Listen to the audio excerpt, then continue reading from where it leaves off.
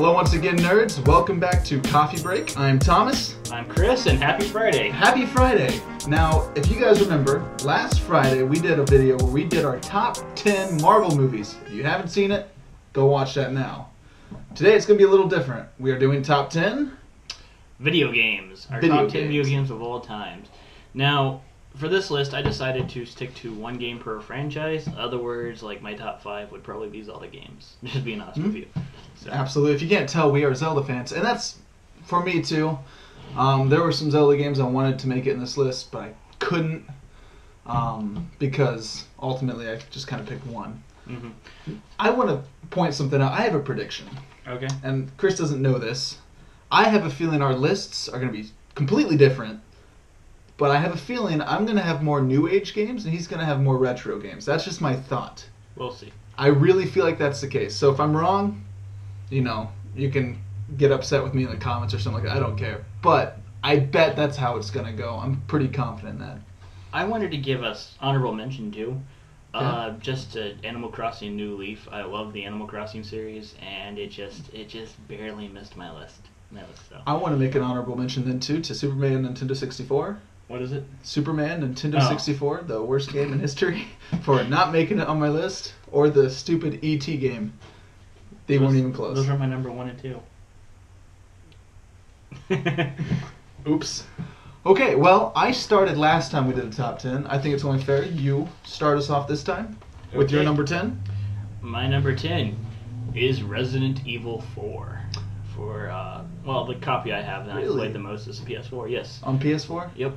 Well, not PS. Well, I mean, I played the PS2 copy. Is it like a remastered on the PS4? Yeah, I kind of want to get it. You can get it on the Xbox One too. I highly recommend the series. Resident Evil 4, it still holds up today. Like the graphics still look good. The atmosphere, especially in the first part of the game, is great. The boss battles are great. I just love the first time you play for the game, you feel like you can't beat it. And then the second time you play for the game, you get better, and every time you play for the game, you get a little bit better. You get to the point where you're like, what am I going to do with all this ammo? Has actually one of the most unique inventories I've ever seen. Really? I'm not sure if you know much about the game, but I want to point something out. I've never played a Resident Evil game. Ever. We're going to have to do a Let's Play Resident Evil 4 just so you can see why I like this game so much. I would love that. There's a Leon. He doesn't carry it in the game, but when you pause the menu, he opens up a briefcase, and it's a grid. And, bigger guns take up more of the grid and the ammo, so you're kind of like playing a puzzle game where you're trying to organize your inventory. It's great. I'd say I played a game on PC when I was little called Fate, and that was the case. And I hated it at first because I wasn't good at organizing, but no, that's pretty cool. The thing that makes Resident Evil a survival horror too, in my opinion, is every encounter can kill you. And so the constant threat of death, you have to get good at the game. And I would highly recommend it. I am actually pretty close to 100% in the PS2 version. I almost had mercenary. Yeah, I know, right? I'm kidding. I almost have mercenary mode completed, and that's not easy. It's a very good challenge. So my number 10 is Resident Evil 4. Awesome. Well, switching over to my number 10, completely different type of game, but it is Assassin's Creed Black Flag. Is number 10 on my list. I love Assassin's Creed. I've played literally every game except Syndicate, the new one. I have it sitting on my desk waiting to be played on Xbox One. I own it, have my copy, I just haven't played it. But Black Flag is my favorite game. And the reason why is because you've done kind of the same thing all the way up to Assassin's Creed 3. It's kind of a similar playstyle, everything's kind of the same. Then 3 kind of introduced naval warfare. Mm-hmm. And it was great, but it wasn't perfected and you didn't quite get to do it enough. But Black Flag took what was already a great mechanic and perfected it and just built upon it and made this whole world in the Caribbean where it's just sailing and pirates and music and shanties and fighting. I love the atmosphere of the game. The reason why I played number 3 was because of the naval combat. I remember halfway through the game glitched and my tomahawk disappeared and I couldn't get it back. My game glitched, my hood would never come on, so I had to be without a hood. So when I saw the trailer for 4 and I realized the best part of 3 and the only really good part of 3 was going to be the main focus of 4, I was hooked and hooked instantly. Yeah. Yes, I played it. I've gotten a lot of stuff done. I'd say about 90% of the game I've played. I would say Edward Kenway is probably the most charismatic of all the assassins to ever play as. I mean, Ezio Auditore in 2 was very charismatic. I loved him. But over time, he kind of lost his charm. He got more gritty, more serious. But I think Edward Kenway is my favorite character in the series. I like the transformation he goes through in the series too. He goes from a drunken thug absolutely. to a there's a scene in the game, I don't want to spoil it, but there's a really cool scene in the game that really shows you where he kind of went from this deadbeat to becoming the leader that he was meant to be. That's true. So, Number 9? Number 9. My number 9 is AC4, Assassin's Creed 4. No Black way. Flag. I won't spend too much time talking about. Did you forget this about that? No, I knew it. I just didn't. I thought it was That's number awesome. 8 or something. But yeah, Assassin's Creed 4. I have not played every Assassin's Creed game. I've played the first one. I played Assassin's Creed 2.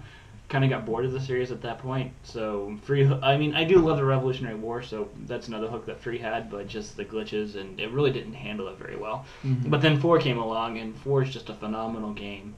Definitely worth checking out sometime. Yeah. Number 9 for me, it's a bit of a stretch because it is a fighting game, and fighting games aren't my strong suit, but Injustice: Gods Among Us is number 9 on my list. I am the biggest DC fan I know. I love DC. I love everything to do with it. Superman is my homeboy. I'm pretty sure I've mentioned that before. And then when they said they were making a fighting game of it, I had to try it. I was pumped for this, and I loved it. I played it all the time with my brother, one of my best friends. We always fought. Many fights broke out because that's what it does to you. But I loved this game. And then Injustice 2 just came out, and I got the Ultimate Edition of it. And we have a Let's Play coming of that soon, hopefully. Hopefully, yeah. So that's coming soon. I think you'll really enjoy that. But so far, the second one's just building on the first one, and I love it so much. I can't wait because I know the story of the first one. I didn't. My Xbox died on me when the first one came out, so Yeah. I wasn't able to play the story mode. But I watched it on the internet just to see what it was about. Absolutely. It was really good, and I can't wait to see the story of the second one. So far, the story of the second one is just a blast. I'm looking forward to it. I think in our Let's Play, I'll play it blind, Mhm. and so Tom will. I know I can't keep him from playing the game. Yeah, so. no, I'm gonna probably beat the game before we even start Right. the series. So Tom will be able to kind of help me out if there's anything I'm confused on. So we're looking forward to that. Number 8? Number 8 for me is Mario Maker. Really? Yeah. I was trying to think of a Mario game to put on, and I was going to put World on because I love World, Super Mario World for the Super Nintendo. My wife and I have beaten that game a couple of times together. But I had to go with Mario Maker because I would love to see more games like the Maker series. Just make a franchise out of it. I haven't played it. I've yet to even try that game. Mario Maker scratches two itches. It's kind of like Minecraft, where you can either play in these great worlds that people make, or you can build them. And I've seen some really, really good stuff, and it's given me a deeper appreciation for the 2D Mario games. Now when I play the 2D Mario games, I'm just imagining, especially the original ones, like 1 and 3 and World, they didn't have Mario Maker as a tool. And so I have a lot of respect for them as game developers. And Shigeru Miyamoto, he's a genius.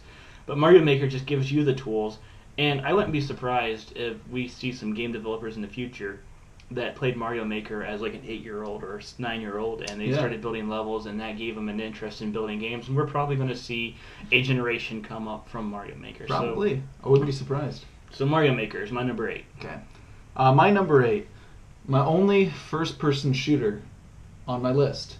And I'm not the biggest fan of first-person shooters. Not Halo, not Call of Duty, Rainbow not Six? Battlefield, not Rainbow Six. Titanfall 2. Okay. Titanfall 2. Now, Xbox One, when it first came out, I bought it like the week it came out. Titanfall was the first game I got Against for it. my advice, by the way. Yes, absolutely. And if I were to go back, I wouldn't have done it.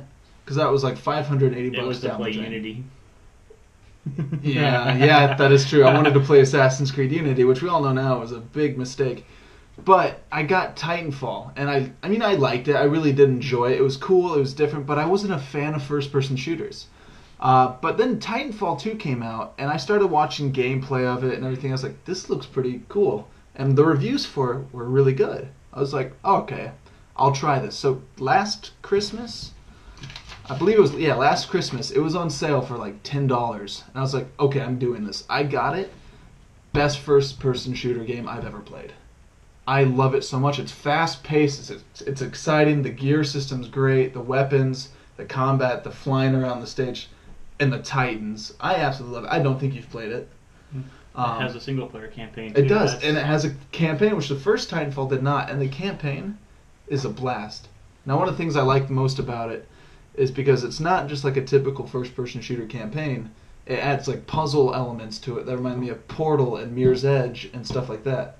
I'll have to try it out sometime then. I'll bring it over sometime. We'll give it a shot. Looking forward to it. All right. Number 7? Number 7 for me is the Batman Arkham series on the PS4. The Return to Arkham, I think is that what it's called? Yeah, the Return to Arkham. The that has Arkham Asylum and Arkham City. I have not played Arkham Knight yet. I need to probably go home and get it and play it.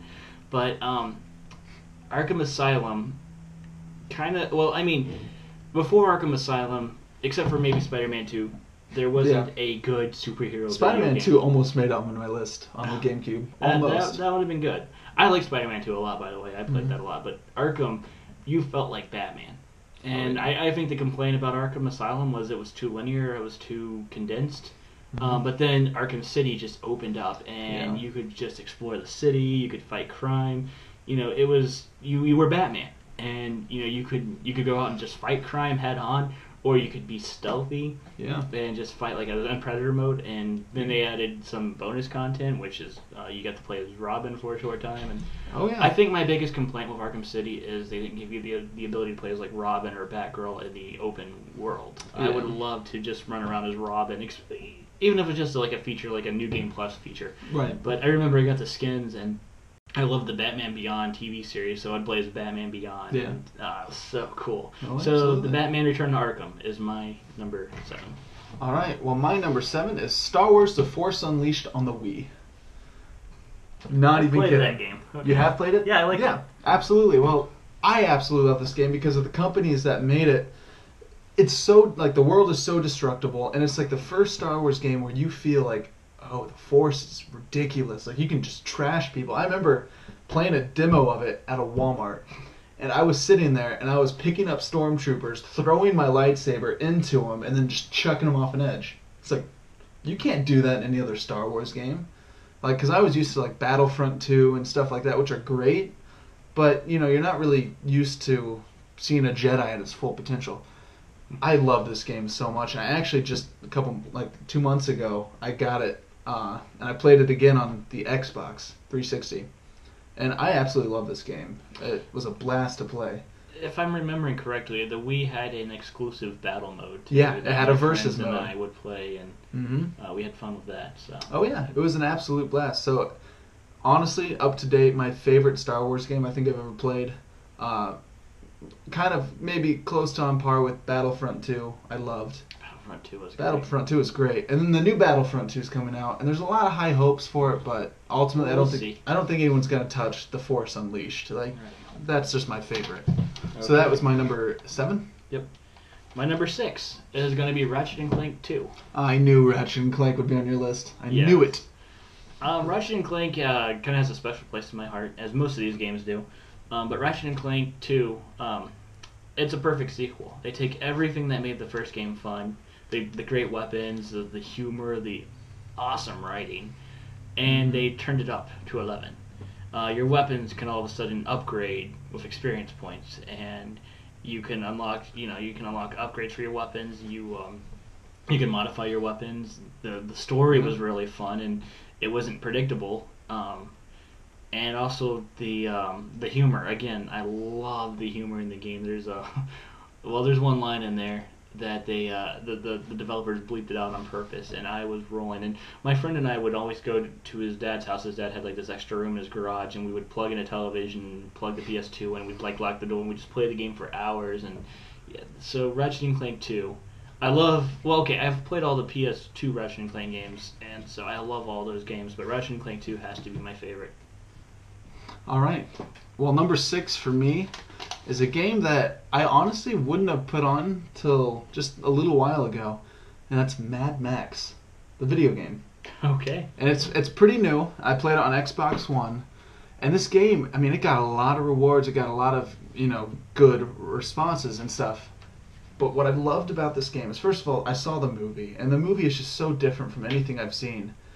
They do such a wonderful job with the visuals and the practical effects, and Tom Hardy's amazing. But then they took a game and they threw you right into this world that is totally customize it. Like, you can customize just about everything. You upgrade your bases, you upgrade your car, which is the biggest thing. The Magnum Opus is what you call your car. You upgrade that, you get new engines, new wheels, new armor. You upgrade Max, new armor, new guns, new fighting styles. And it's a huge open world of this desert. And you'd think an open world of desert would be boring. No, it's not. I played this game and I put so many hours into it, exploring new areas. There's times when it's got horror elements where it's so scary, you don't know what's going to come out. And then you also know when you're defeated. Like, I can't handle that fight. I know I'm going to get trashed. So you have to find new ways to go about it. Say there's a base, you can park your car on a ledge and snipe.